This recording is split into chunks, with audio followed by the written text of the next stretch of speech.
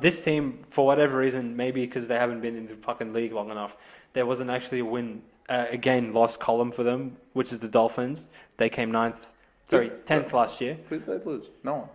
Not really many. Nah, probably some juniors, but that's fine. Nelson, I'm still calling him Nelson. Jesse Bromwich. Jesse Bromwich retired. Thank you for your service. One of the great forwards and front rowers in the history of the sport. The big win is the wins, bruv. Yes. That's what we want to talk about. Absolutely. So the best 17 perceived for the Dolphins. Hammer time at fullback. Bostock, Averillo, Farnworth, Asako, Nikorima and Katoa again in the halves.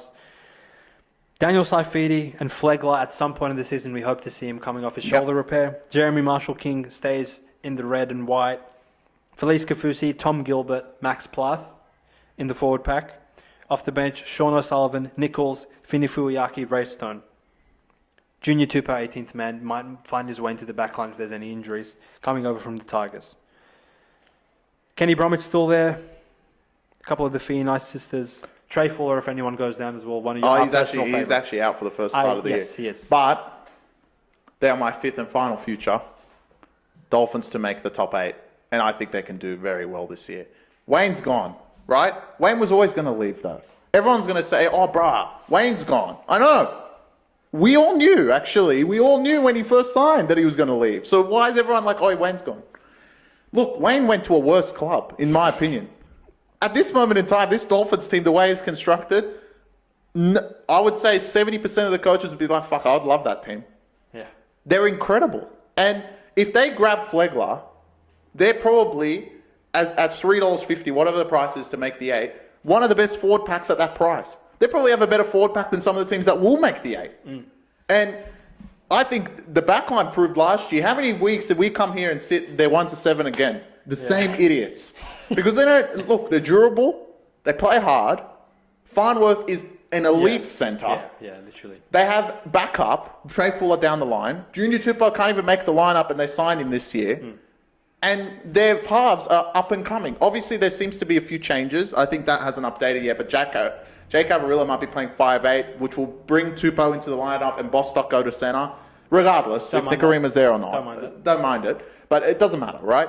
They have depth. They're able to do things like that. Their forward pack is fantastic. Gilbert coming back is huge. He was one of the main signings that they picked up. I think this Dolphins team is not just a shoo-in for the 8. I think they're in the 8. They are very, very good. Well, we didn't actually confirm these before the podcast, but I'm all over it with you, mate. My last future bet as well. Dolphins of fucking war. $3.50. That's a lot, bro. What? $9. Are they that bad? Their win totals are 9.5. That's Raiders level, I bro. would absolutely hammer the over on that. That's insane. Wow. Are they that bad? I really don't think so. I don't think they are. All right. They have an insanely good offense based on last season. You have Hammer Time and Herbie in the same backline with, Asako and Bostock. That's two fast, strong, tall, good finishing wingers that can, you could score. It would not surprise me if both of them scored 20 tries by the end of the season, 100%. Right? You have an upcoming, emerging, I would say bordering on star halfback in Katoa, which he kicks 40-20s. He has a good ability to take the ball to the line and play out the back. And for a young kid, he really plays like a veteran half in a lot of ways. And I think another off-season is going to do him the world of good. Yeah. Whether it's Averillo or Nikorima in the halves with him, doesn't bother me too much. I actually kind of would rather Averillo because I think defensively he's less of a liability than Kodi is at this stage of his career. And we all know, once Jeremy Marshall-King went down, they really started to struggle in the middle of the park. But you add him in a healthy manner, and you bring in Tom Gilbert and Flegler as well, and you add Daniel Saifiti to this forward pack. Holy fuck! There's so much talent in this forward pack now with Fini Fuiaki as well. Insane. Holy shit! So Kafusi as well. I think all of those pros outweigh the loss of Wayne in the grand scheme 100%. Of things. And like you said, this is not a shock to anyone. He didn't walk out on the club. He signed for 2 years with the intention of, all right, Tristan Wolf, we will give you the reins come 2025. Yep. We're here now. Have they overachieved a lot in their first 2 seasons when everyone thought, what the fuck was their win total in that first year? 5? Yeah. And they won the first game. And last year, I look up at the ladder after 10 rounds, and these pricks are in the top 4, right? Yeah. So you could see why they have fallen off towards the back end of seasons because they just haven't had the time to amass the depth of their roster. But they're truly getting to a point where $3.50 to make the 8, and they fucking not even touted to win 10 games in this garbage sport. I don't know, bro. Come on, bro. That's fucking valid. Seems like we're missing something, but this Dolphins team, I think, like, on paper, they're elite at the moment. Maybe truly we're, like, awarding them a little bit too much, but I would have them, like, $2.20 to make the 8 or something. Well, like look, 50-50 I was, before Old Mate, which we'll get to, I think they came 11th. Did they come 11th, Broncos? Yeah.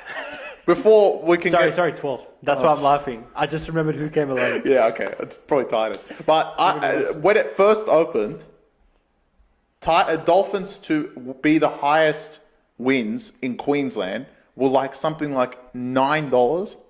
Obviously now, no one's going to take that. I think they're probably more than that because one team went on Xanax. Yeah. But other than that, at that point, you could be like, they're the best team in Queensland. Yeah, at that point, it was definitely... But it was an argument. And at that price, you've been like, wow, that's insane. But now, it's not even an argument. But I think at that point, people would probably argue that they're the worst team in Queensland before they would argue that they're the best. Correct. But now, I think that's crazy to me. Well, wouldn't that mean that, like, Titans are probably, like, touted better than them? And Titans... Well, market-wise, in terms Titans of to make 10, the 8 to miss the 8, they're similar. Titans 10 points, so they're one win better than them, apparently.